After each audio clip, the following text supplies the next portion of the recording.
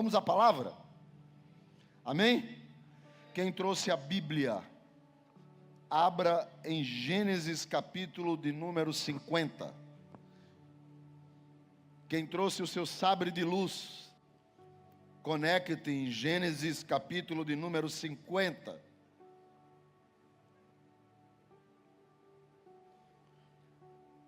A partir do verso de número 22. Eu vou ler em uma versão de uma Bíblia que me deram de presente, NAA, Nova Almeida Atualizada, porque tem a revista atualizada, tem a Nova Almeida, e tem a Nova Almeida Atualizada, e aí vai. Por exemplo, hoje pela manhã, o irmão que ministrou a oferta, ele leu, Carlos, tu estava lendo na NVI, não foi? Os meninos colocaram atrás a NVI e as palavras não batiam. Por quê? Porque existe a NVI de 1980, existe a NVI de 1994, existe a NVI de 2001, existe a NVI de 2014. Então você vai tendo mesmas versões de NVI, mas sendo atualizadas. Então por isso que às vezes um texto é diferente do outro. Pastor, em que é diferente? Por exemplo, um diz assim, versículo de número 22, José ficou morando. Outro diz, José permaneceu no Egito. Outro fala, José habitou no Egito. Então, ou seja, ficou morando. Então, são apenas, não é, formas. Camarada, eu vou falar uma coisa, você... Não, gente, vamos dar uns parabéns ao menino que está lá em cima. Não, agora eu quero saber o nome dele. Adriano? Então vai ser melhor ainda. Vamos dar uma salva de palmas para o Adriano. Foi rápido. Ou tu pensa que eu só brigo?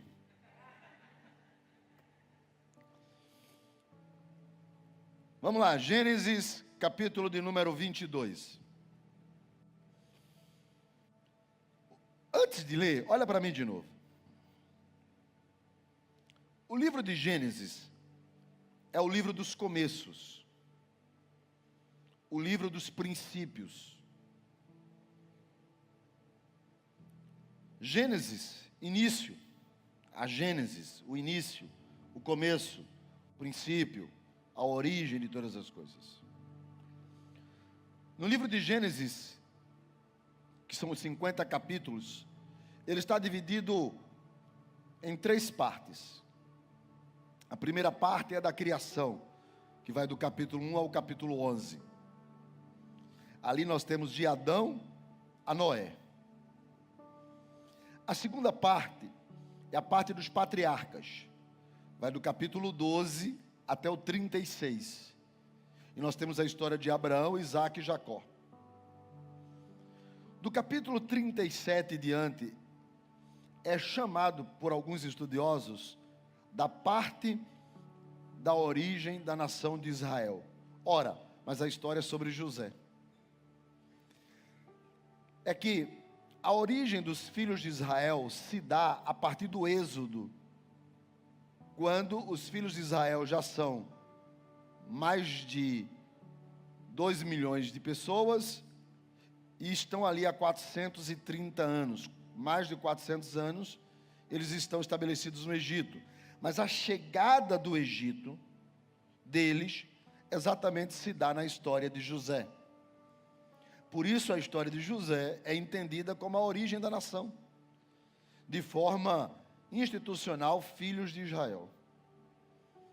Então nós temos o livro do Gênesis dividido em 3 partes, as 3 dão origem. Origem da criação, origem dos patriarcas, origem da nação.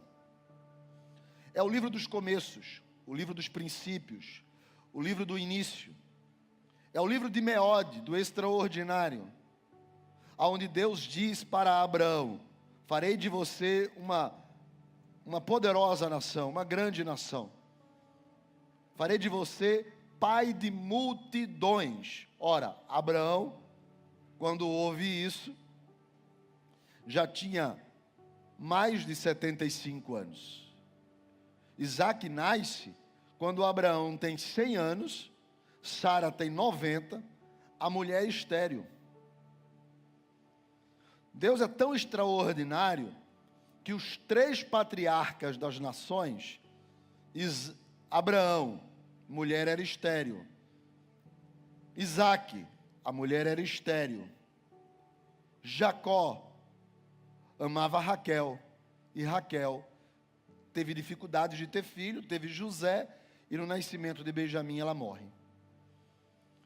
Ou seja, Deus, para mostrar a sua grandeza, o seu poder, o seu extraordinário, Ele mostra aonde de maneira alguma, de forma natural, as coisas podem acontecer. Então Deus faz o sobrenatural, Deus faz o meode, Deus faz o extraordinário. E o livro de Gênesis mostra isso, mostra esse começo, esse extraordinário, essa maneira que Deus está fazendo, dando início às coisas, origem a elas, os princípios, e a gente vai entendendo como é que Deus se movimenta nos seus princípios, nas suas origens, tudo através de Gênesis. E o último capítulo de Gênesis, os seus últimos versículos, terminam assim. Versículo de número 22. José ficou morando no Egito. Ele e a casa de seu pai, viveu 110 anos. José viu os filhos de Efraim até a 3ª geração. Também os filhos de Maqui, que era filho de Manassés, os quais José tomou sobre os seus joelhos. José disse a seus irmãos: eu vou morrer em breve, mas Deus certamente visitará vocês e fará com que saiam dessa terra para ir à terra que jurou dar a Abraão, a Isaque e a Jacó. José pediu aos filhos de Israel que fizessem um juramento. Em outra versão diz assim: pediu que eles dissessem, ou seja, dizendo: Deus certamente visitará vocês, e quando isso acontecer, levem os meus ossos daqui. Último versículo do livro dos Começos. José morreu com a idade de 110 anos. Eles embalsamaram seu corpo e puseram em um caixão no Egito. O livro dos Começos termina com um caixão no Egito. José, desses versículos, desses capítulos todos, que começa no 37 e vai até o 50, é um dos personagens centrais do livro de Gênesis. Não apenas a história de Abraão, mas também a história de José. Porque a história dele aparece quando ele tem 17 anos. No capítulo 37, ele é o filho predileto de Jacó. Jacó escolhe José porque era o filho da mulher que ele amava, Raquel. E como ele ama ela, ele tem uma predileção por José. Isso deixa os seus irmãos com ódio dele. José o tempo todo é ignorado e rejeitado pelos seus irmãos. Até que, um certo dia, ele vai procurar aonde os seus irmãos estão cuidando das ovelhas do seu pai. E os seus irmãos, já com tanta ira contra ele, porque ele entregava o mau comportamento dos seus irmãos ao seu pai, e além disso, teve sonhos, dizendo: olha, Deus me deu sonhos que vocês iriam se dobrar diante de mim. E os irmãos não gostaram, disseram: olha, você está dizendo que é melhor do que nós. Depois ele teve um outro sonho, que já não era mais irmão, já eram os irmãos mais o pai. E aí a coisa foi ficando meio tensa na família de Jacó. Um dia, Jacó manda que José vá procurar os seus irmãos, e nessa ida, ele é pego pelos seus irmãos, que tramam a sua morte. Eles estão num deserto. Mas decidem não matá-lo. E jogam José em uma cisterna. José, lançado na cisterna, ouve a conversa entre eles e o plano de matá-lo. Imagine, eu sei que vão me matar. Até que vem uma caravana de midianitas, e nessa caravana de midianitas há o plano de então de vendê-lo, e vendem José. O livro de Salmos vai dizer que foi colocado correntes em suas mãos e correntes em seus pés, e que ele vai da terra onde ele está até o Egito, lamentando, chorando, sofrendo, com fome, com frio, com dor, com corrente nos pés e corrente nas mãos. No Egito ele é vendido, e quem compra José como escravo é Potifar, que era oficial ou principal da guarda de Faraó, naquele momento, o homem mais importante do mundo. José talvez comece ali como um escravo raso, mas ele vai evoluindo, e a Bíblia diz que em tudo que ele colocava a mão, dava certo e prosperava. José cresce, se torna o mordomo da casa, mas aí a mulher de Potifar o deseja, e já são passados aproximadamente 10 anos trabalhando na casa de Potifar, e a mulher o deseja.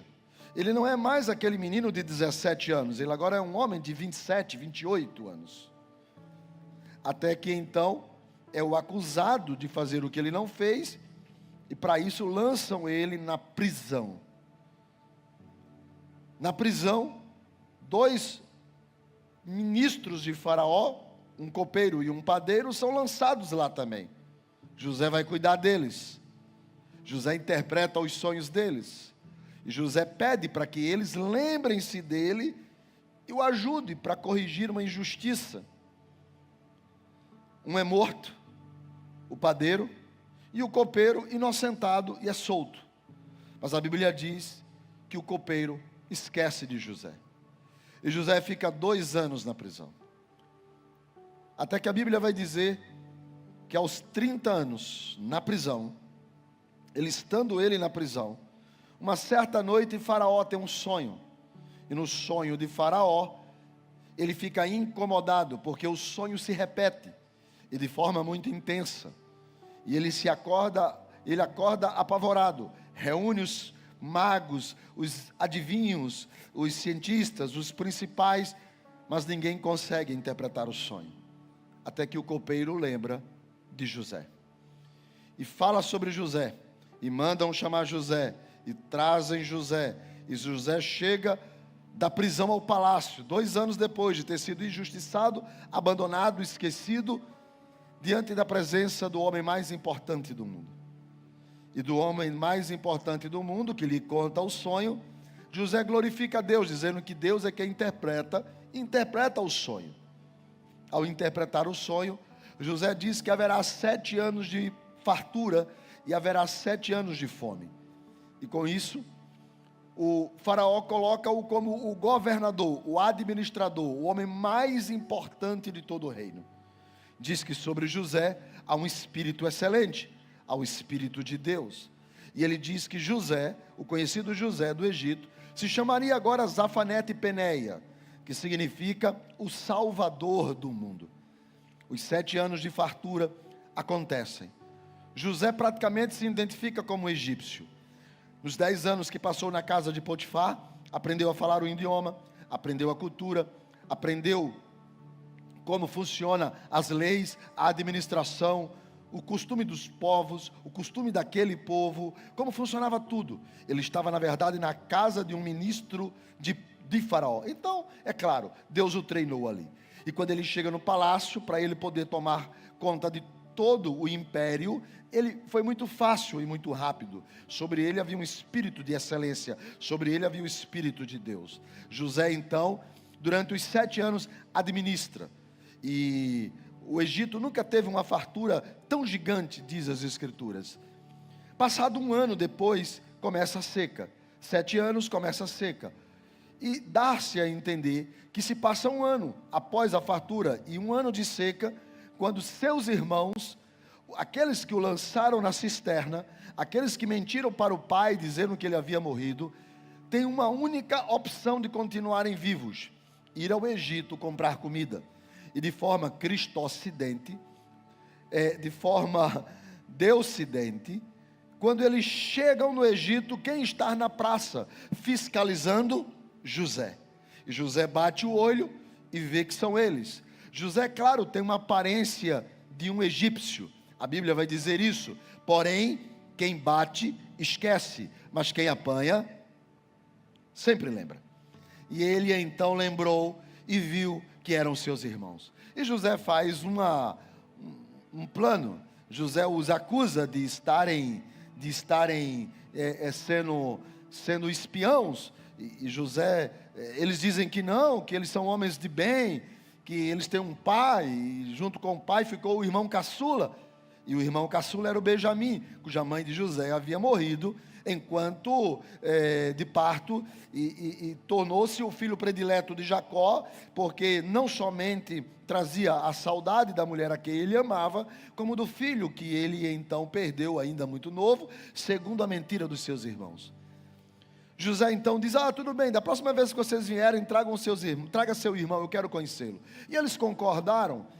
José então recebe o dinheiro da compra do alimento, mas manda colocar de volta dentro das malas dos alimentos que eles estavam levando. E quando eles chegam lá, eles descobrem que todo o dinheiro que eles haviam pago havia sido colocado dentro dos sacos de mantimento. E agora eles estão com medo, porque eles acham que se eles voltarem lá, eles vão ser tidos como ladrão. Só que a comida acaba e a seca não. Então eles precisam voltar. Mas eles fizeram um voto a José, que era levar o irmão mais novo. Jacó não deixa, até que eles o convencem e Benjamim vai. Quando ele chega lá de novo, José os traz agora ao palácio e organiza um jantar para eles.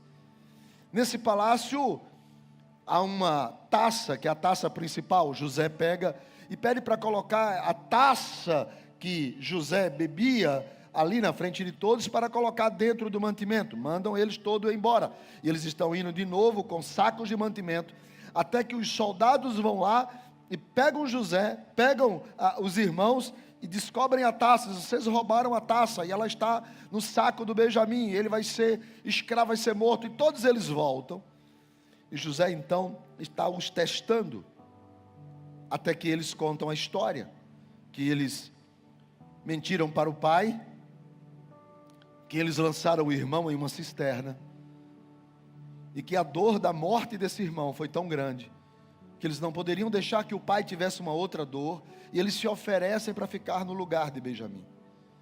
José percebe que os 21 anos passados mudou o coração dos seus irmãos. José os abraça, se revela, há uma comunhão, um choro. José revela o perdão. José então manda que tragam seu pai. Eles voltam e trazem Jacó. E a Bíblia diz que Jacó vem para o Egito com mais 66 pessoas, e ao todo 70. E essas 70 pessoas que vieram com Jacó dão origem à nação de Israel no Egito. Passa-se alguns anos e Jacó morre no Egito. Antes de morrer, ele reúne todos os filhos, profetiza sobre cada um e faz um pedido: quando eu morrer, ou ao morrer, me sepultem em Canaã. A Bíblia diz que quando ele morre, José chora. E como José era o homem mais importante do Egito, somente abaixo de Faraó, o sepultamento de Jacó foi um sepultamento de estadista. A Bíblia diz que passou-se 40 dias só para embalsamá-lo. Depois foram 70 dias de luto, de toda a nação do Egito chorando pela morte do pai, do Zafanete e Penéia. Depois desse luto, a Bíblia vai dizer que os ministros de Faraó, os principais homens da terra, os principais oficiais do Egito, todos em uma grande comitiva, foram com José para sepultar Jacó em Canaã. E quando chegam em Canaã, ainda passam 7 dias planteando. A terra em volta, diz assim, grande é o planto dos egípcios. Esse homem devia ser muito importante. E Jacó teve em morte o reconhecimento que não teve em vida. A Bíblia vai dizer que eles voltam para o Egito. E quando eles chegam no Egito, cada um vai para o seu canto, mas os irmãos de José ficam com medo. Diz assim, agora que o nosso pai é morto, José pode vingar-se de nós. Agora que o nosso pai é morto, ele pode mandar matar-nos, ele pode mandar nos destruir, ele pode acabar com a nossa linhagem, por todo o mal que nós fizemos a ele. E criaram mais uma história. Mandaram alguém dizer a José, olha, você sabia que seu pai, ao morrer, pediu que você, por favor, perdoasse seus irmãos, perdoasse todo o mal que ele fez a você.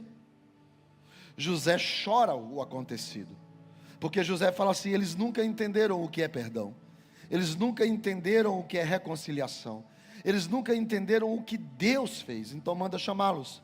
Quando eles chegam, eles se prostram diante de José, José mais uma vez chora, abraça eles e diz para eles o seguinte, não tenham medo, enquanto eu estiver vivo eu vou cuidar de vocês, não tenham medo, porque todo o mal que vocês fizeram a mim, Deus transformou isso em bênção, porque toda tristeza que eu passei, todo o planejamento maligno sobre a minha vida, Deus transformou em coisas boas, não por causa de mim, mas porque há uma promessa, porque há um projeto, porque há uma vontade soberana de Deus, e eu apenas fazia parte desse projeto, eu apenas estava debaixo dessa promessa.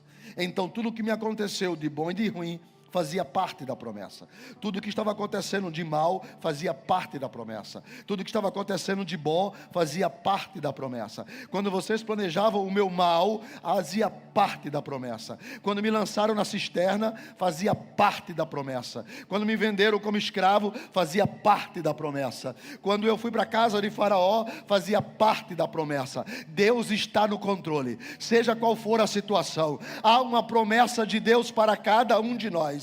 Então seja mal, seja bom, seja ruim, seja bem, Deus está no controle. Tudo faz parte de uma promessa.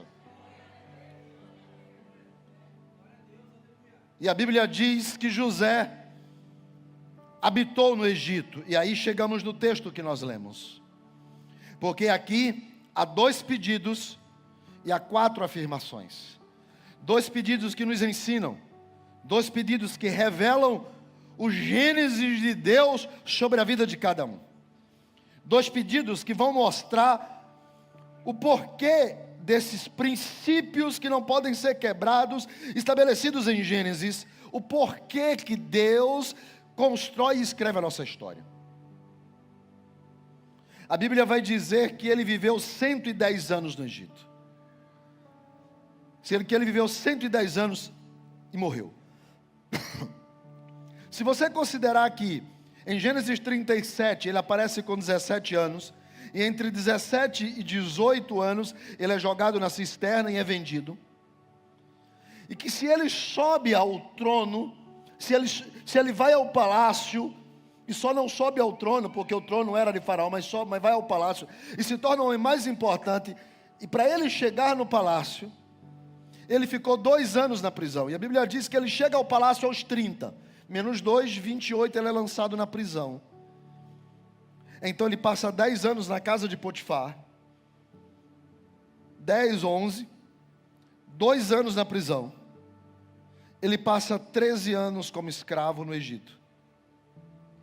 Ele passa 13 anos sendo humilhado, 13 anos sendo esquecido, 13 anos sofrendo, 13 anos achando que talvez aqueles sonhos tenham sido talvez, sei lá o quê.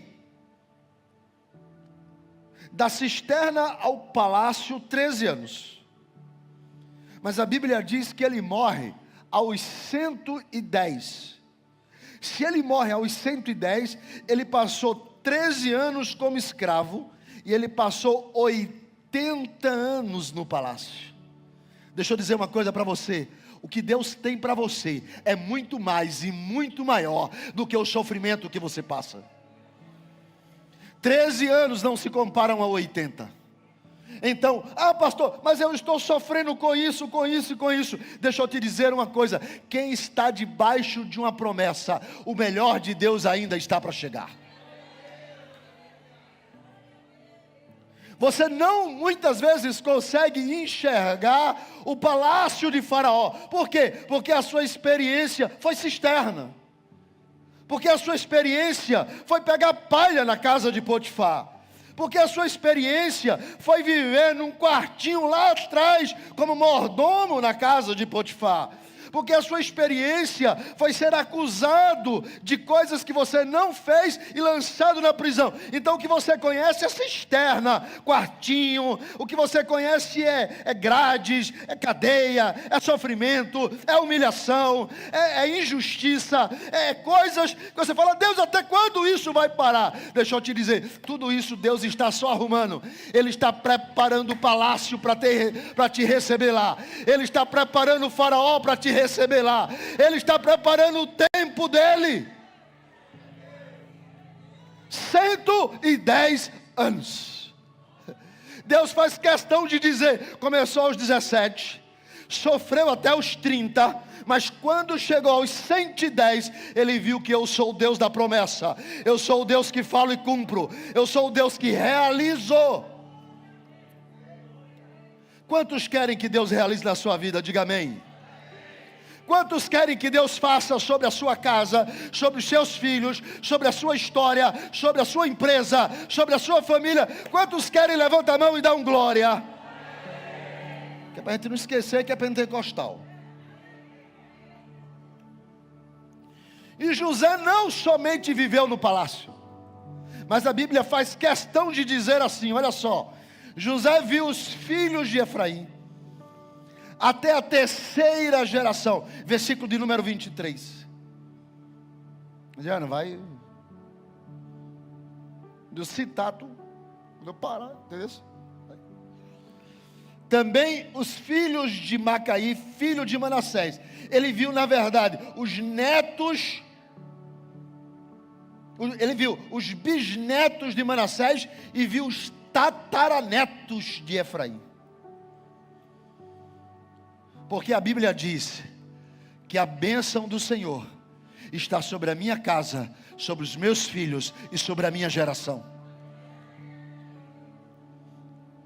A bênção do Senhor está sobre a minha casa, sobre os meus filhos, sobre a minha família e sobre a minha geração.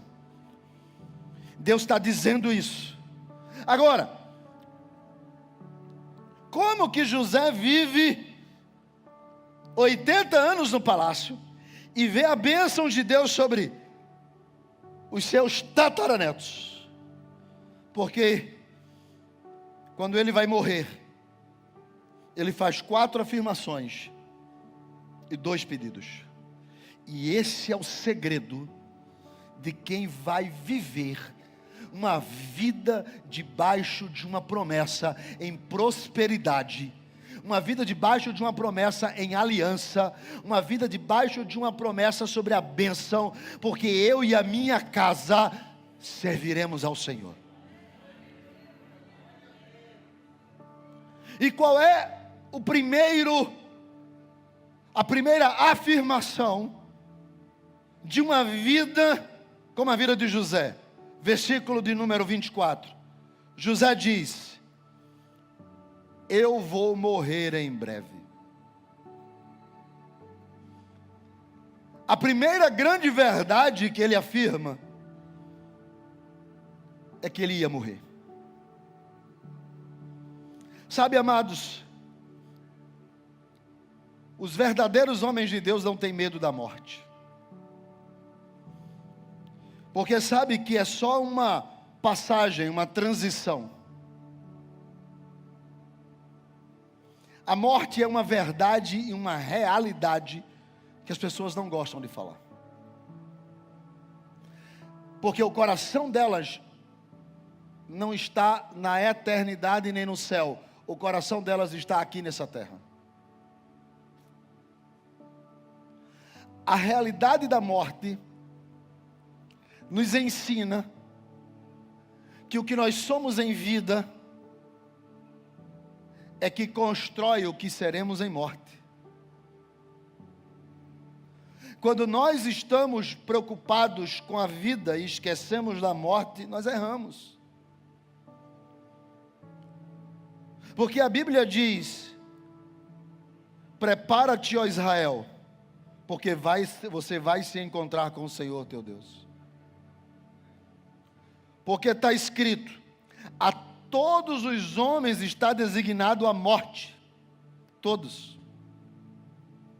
Ninguém escapa. A não ser que ele volte e a gente seja arrebatado. Mas a morte é uma realidade. Quando as pessoas estão ficando anciãos e começam a ficar mais perto da morte, elas percebem que elas poderiam ter valorizado coisas que elas não fizeram quando eram mais jovens. Quando elas são mais jovens, elas estão preocupadas em comprar o seu apartamento, trocar o seu carro, fazer o seu curso. Aí elas vão ficando velhas. E elas vão descobrindo que o importante não é ter um apartamento, ter um imóvel, mas o importante é ter um lar, seja onde for. Que o importante não é apenas casar, mas é ter uma família.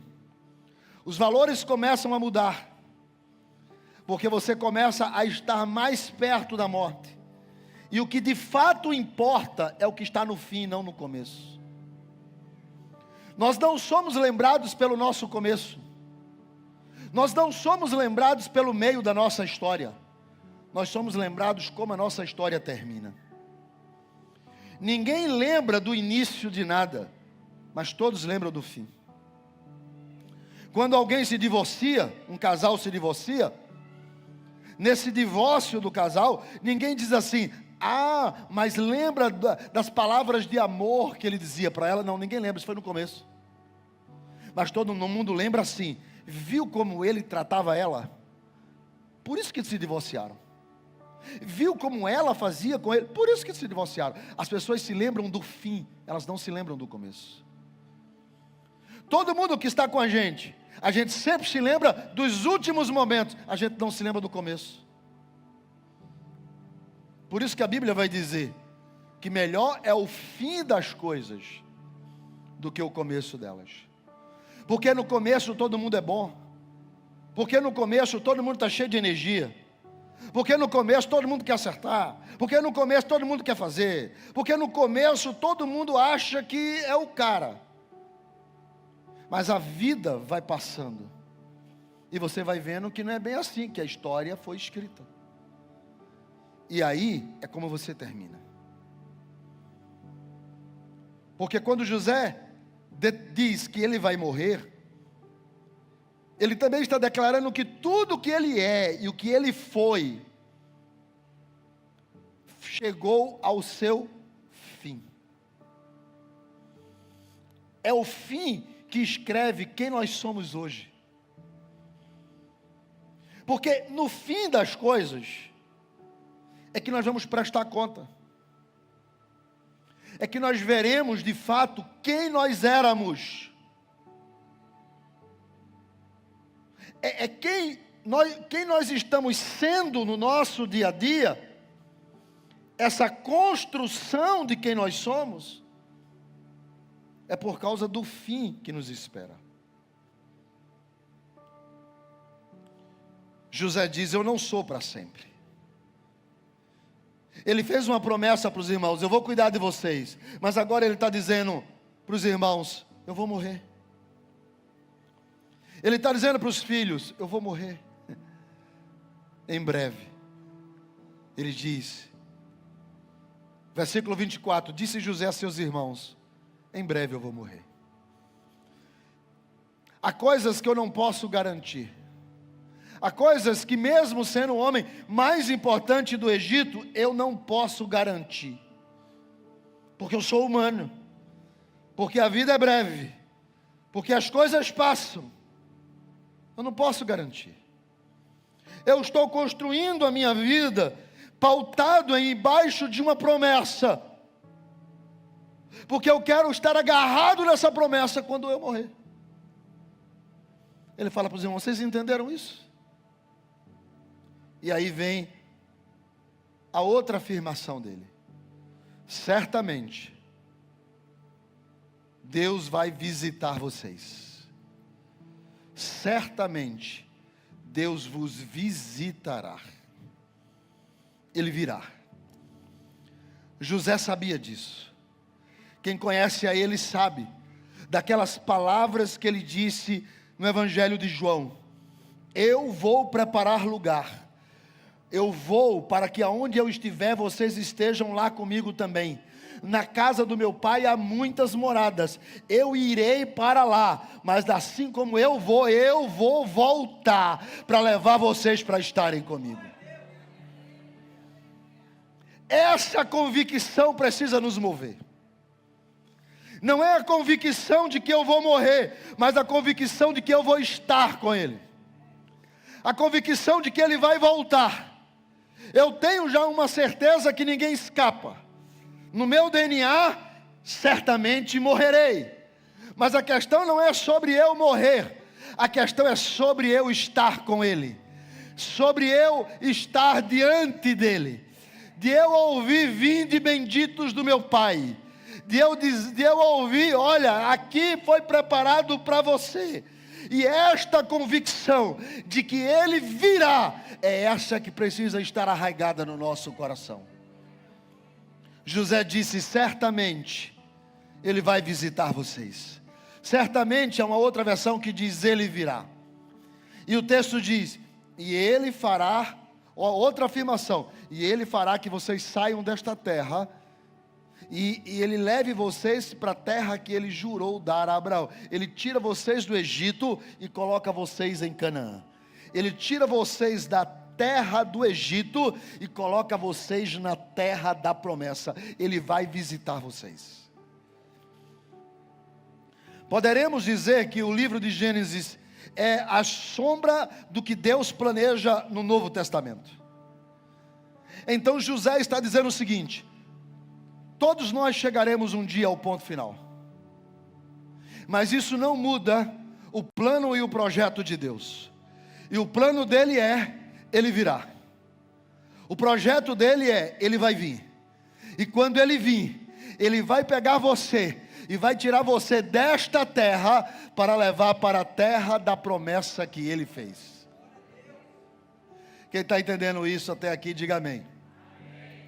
Ele está dizendo: Ele vai tirar você de onde você está. Então não se agarre às coisas daqui. Não construa no Egito, não coloque seus alicerces na terra do Egito, porque Ele virá e Ele vai tirar você daqui e vai levar você para a terra da promessa. Há uma promessa, e a promessa de Deus, ela não falha. A promessa de Deus, ela não escapa. A promessa de Deus, ela não passa batido. Há uma promessa de Deus, a promessa de céu para a igreja, a promessa de vida eterna para a igreja, a promessa de eternidade para aquele que nele crê. Deus tem uma promessa, e nas suas promessas Ele não falha.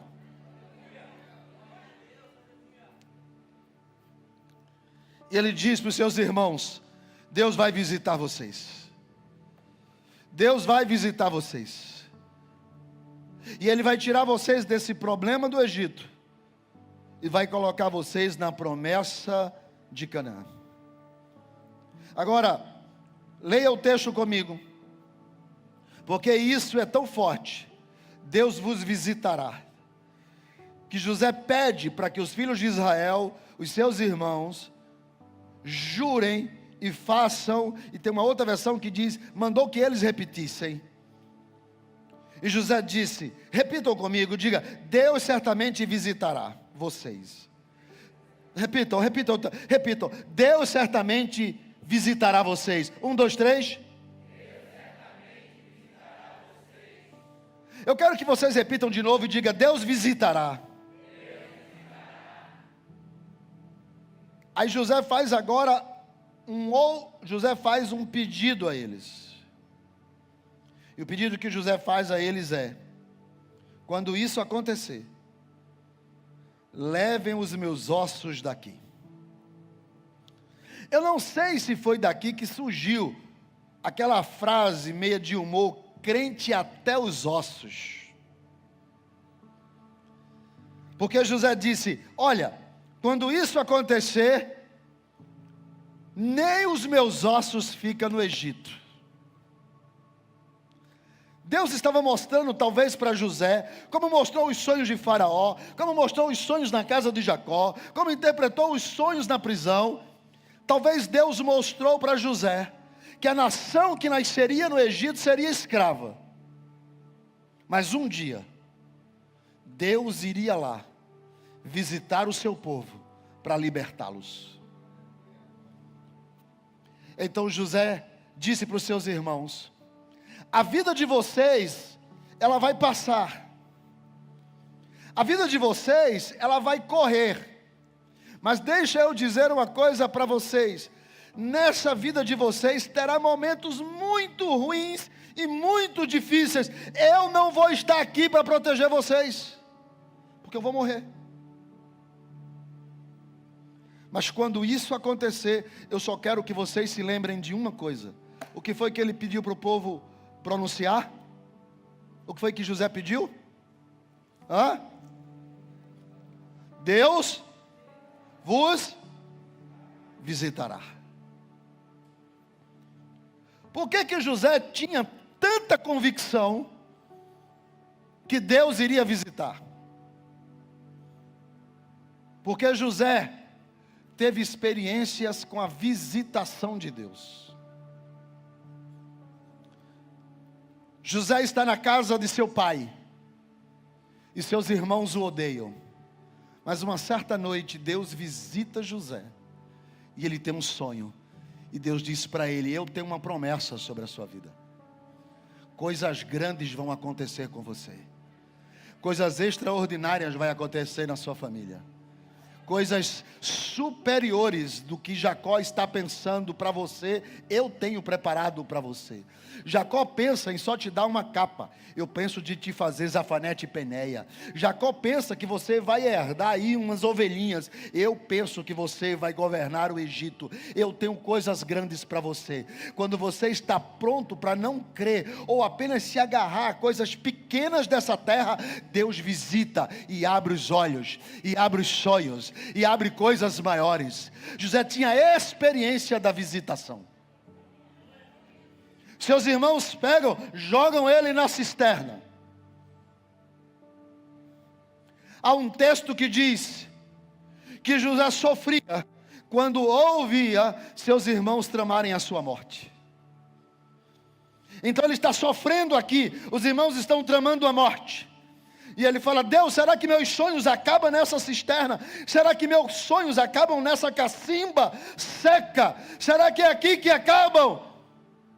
Mas só que enquanto os irmãos tramavam, Deus estava já escrevendo uma nova história para José.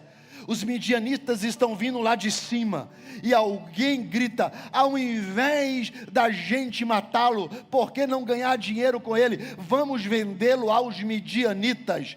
E então Deus muda a história, e José está ouvindo: vamos matá-lo. Mas daqui a pouco alguém diz: não vamos fazer isso. E José diz: mas foi naquele momento em que estava tudo certo para acabar comigo, que Deus me visitou. Ele disse: eu tenho experiência quando Deus visita. Porque quando Deus visita, a chave vira. Porque quando Deus visita, a história muda. Porque quando Deus visita, todos os teus inimigos não sabem o que aconteceram, mas o Deus de Meode, o Deus do extraordinário, o Deus do impossível, não deixa você morrer na cisterna. E ele disse: repitam comigo: Deus vai visitar vocês. 1, 2, 3. José manda que os irmãos repitam. Porque quando ele estava na casa de Potifar, como escravo, a Bíblia diz que deram um trabalho para ele fazer. Fez um, não deu certo. Fez um, ficou mais ou menos. Quando José botou a mão, uau, o extraordinário aconteceu. E começaram a ver, tudo que esse rapaz bota a mão dá certo. Porque aqui fulano bota, mas não acontece nada. Aqui fulano bota a mão, mas não acontece nada. Aí José vem, quando José bota a mão, Deus visita. Por isso que Potifar diz, e o seu senhor via que o Senhor era com ele, porque tudo que ele fazia dava certo. Deus vai visitar a tua casa e vai dar certo. Deus vai visitar a tua família e vai dar certo. Deus vai visitar a tua história e vai dar certo. Ei, Deus vai visitar a tua saúde.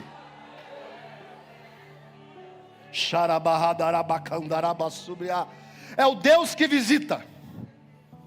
E José disse, eu tenho essa experiência. Porque quando eu estava na casa de Potifar, bastava eu botar a mão e dava certo.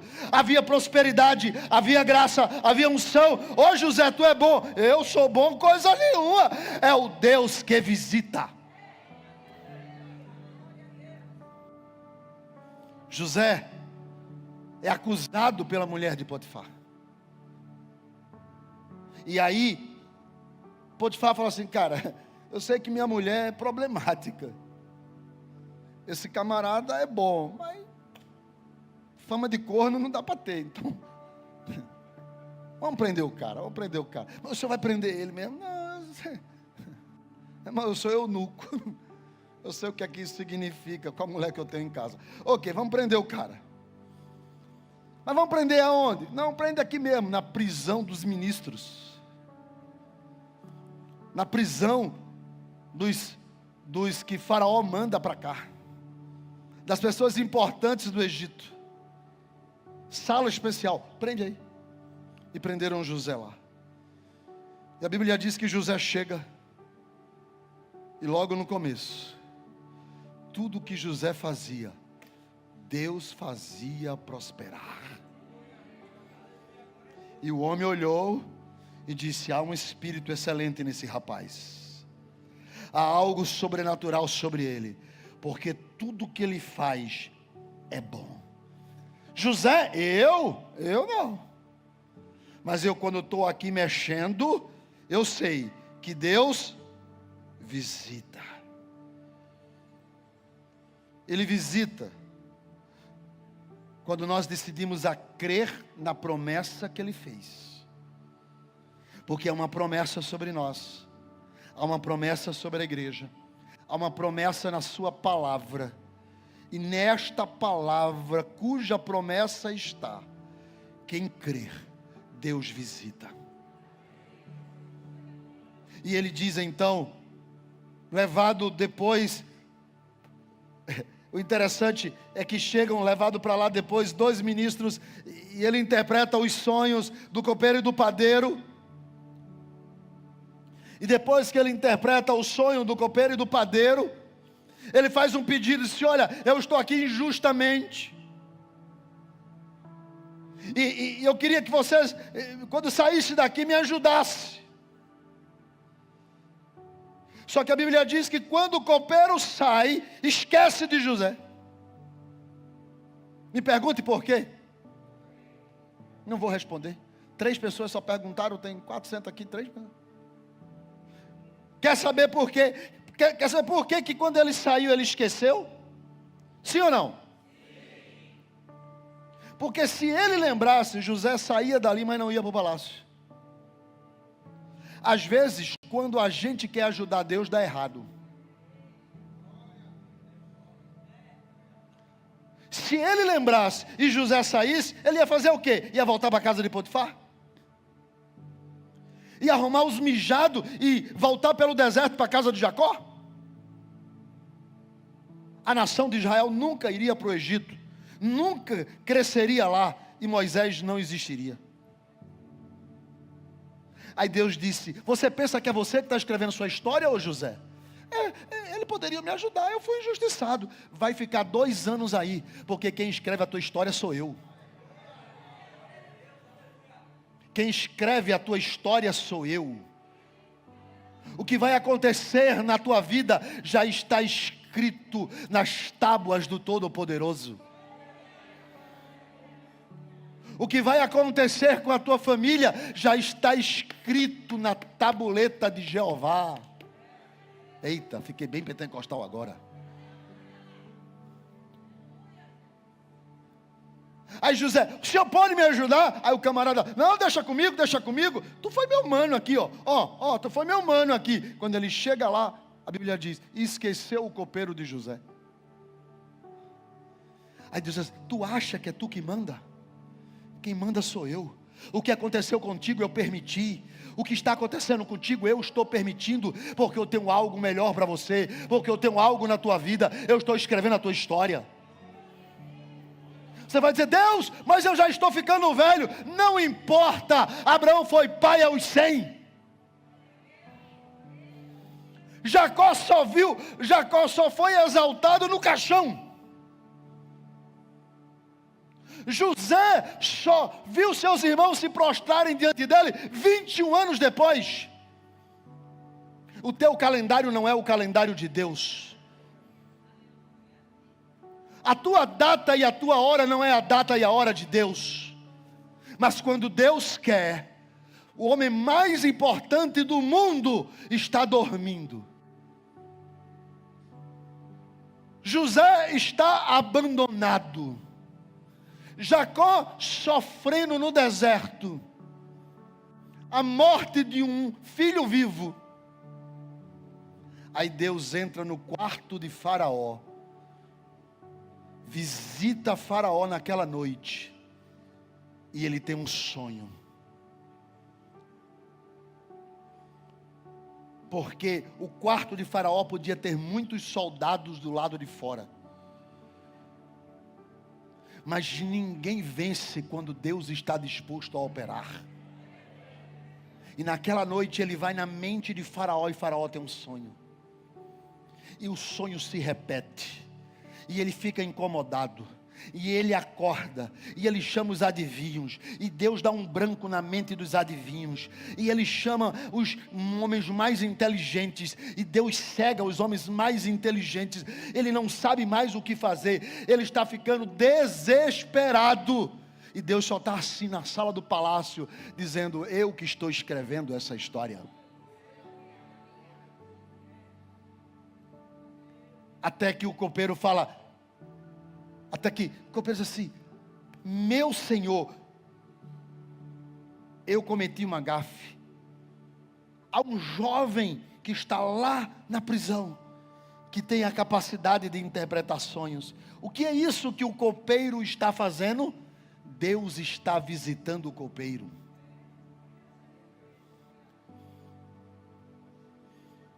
Tem muita coisa que você acha que é você que está no controle. Deixa eu te falar, ledo é engano. Quem está no controle é aquele que faz José ser esquecido na prisão. Faraó tem um sonho e o copeiro lembra depois de 2 anos. Ele está no controle da sua vida.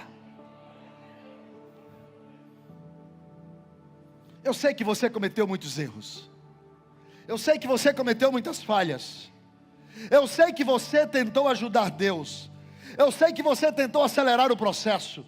Eu sei que você tentou dizer, eu preciso sair daqui. Mas deixa eu te dizer uma coisa, Deus está no controle. Deus está no controle.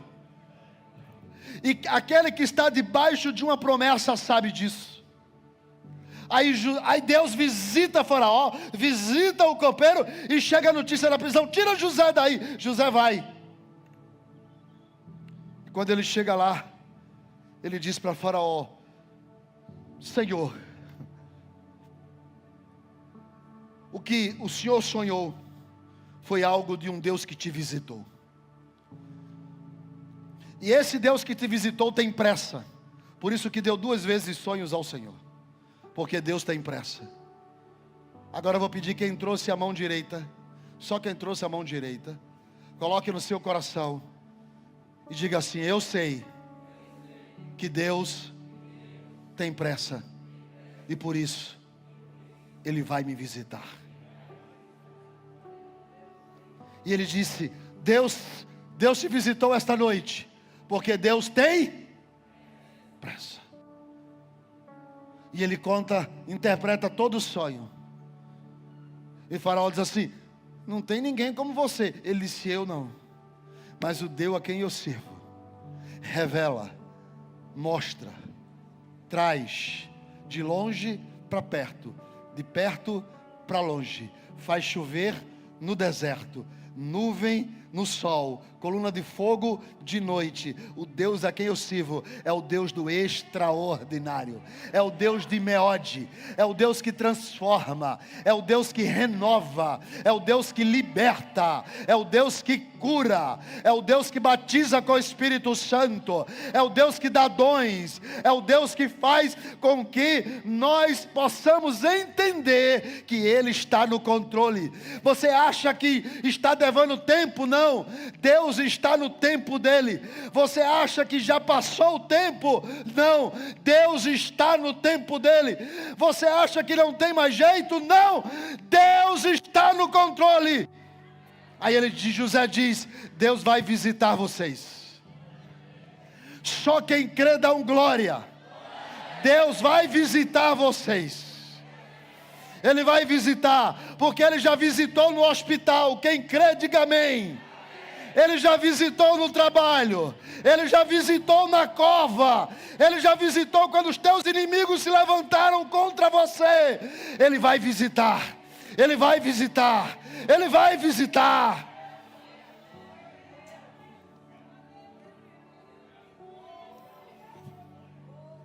Rabá, xadarabacandaraба, subriandarai.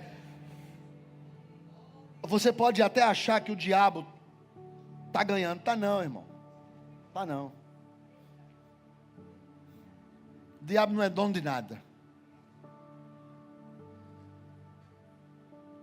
Essa semana para mim foi puxado. De segunda a sexta, confraternização e reunião.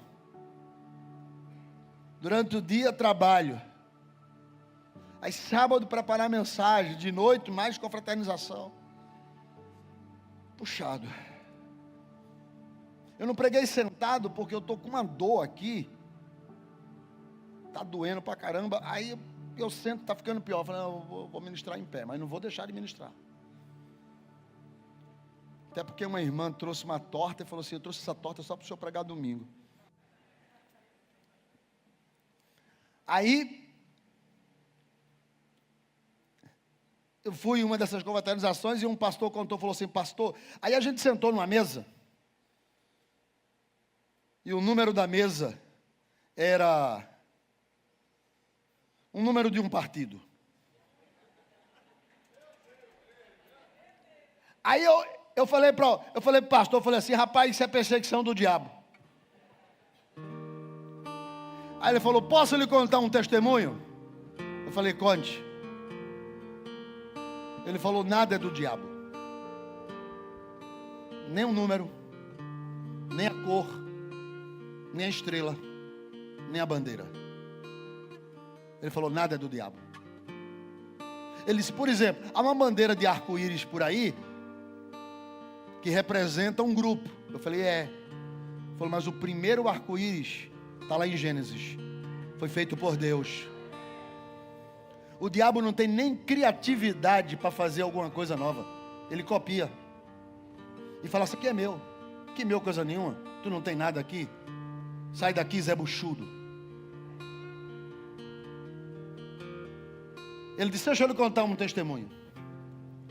Antigamente eu tinha essa visão. Eu dizia assim: isso aqui é do diabo. Quebrou, eu dizia: foi o diabo. Arrebentou, eu dizia: é o diabo.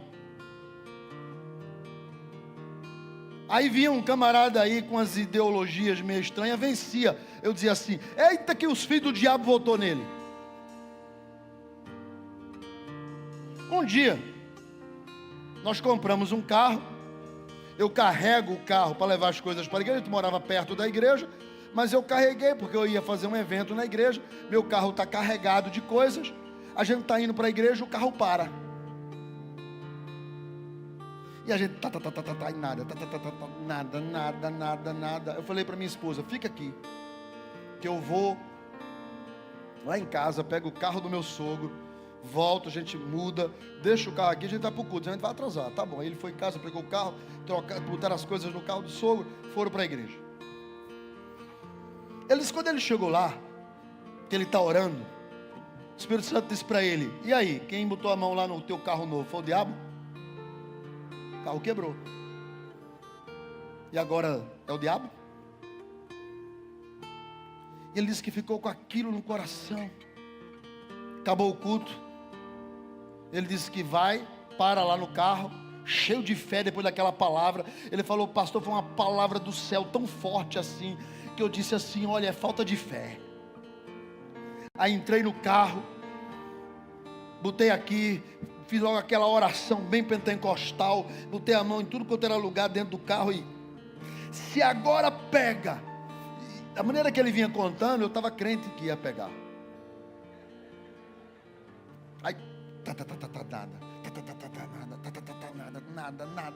nada. Aí ele disse, meu Deus, o que é que eu faço? Aí ele disse que ouviu uma voz que ele não sabe de onde, dizendo, saia do carro, abra o capô, bote a mão em cima do motor e ore pelo motor. Aí ele disse, agora eu sei, o diabo está lá no motor. Aí ele abriu, foi lá, abriu o capô, botou a mão sobre o motor. Ele disse que ele orou sobre o motor. E orou. Ele disse que falou em línguas, ficou cheio de Deus. E aí ele disse que entrou no carro e nada.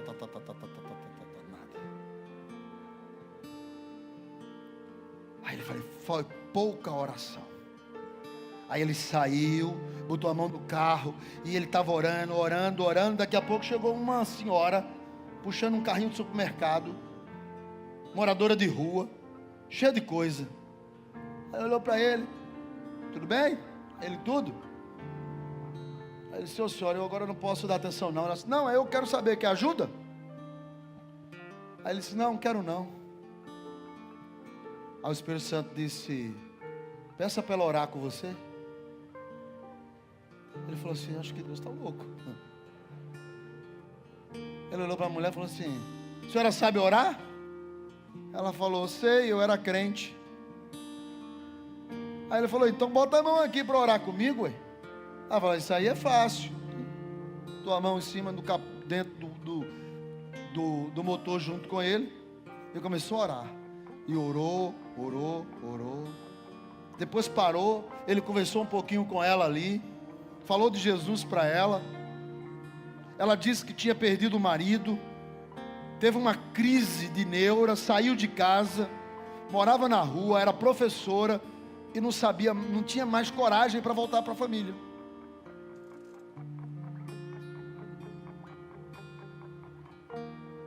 Ele falou para ela, falou de Jesus, mostrou onde era a igreja, que era ali perto, pediu para ela ir lá próximo domingo,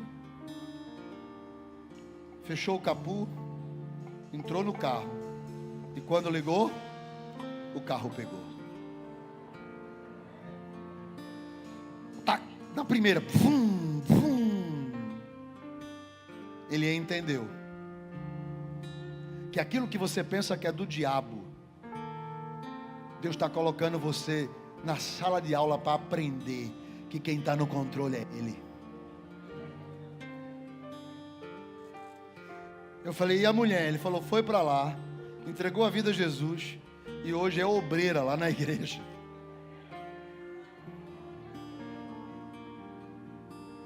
O diabo não tem controle sobre a sua vida. O diabo não tem controle sobre a sua casa. Ah, pastor, mas aconteceu isso. Acontece. Ah, pastor, mas passei por isso. Passa. Mas olha o que aqui José está dizendo para seus irmãos. Certamente, se você crer na promessa, Deus vai visitar você. Deus vai visitar você. Deus vai visitar a sua casa. Deus vai visitar o seu filho.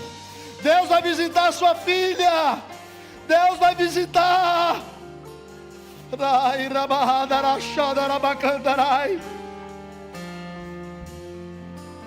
Ele não vai desistir.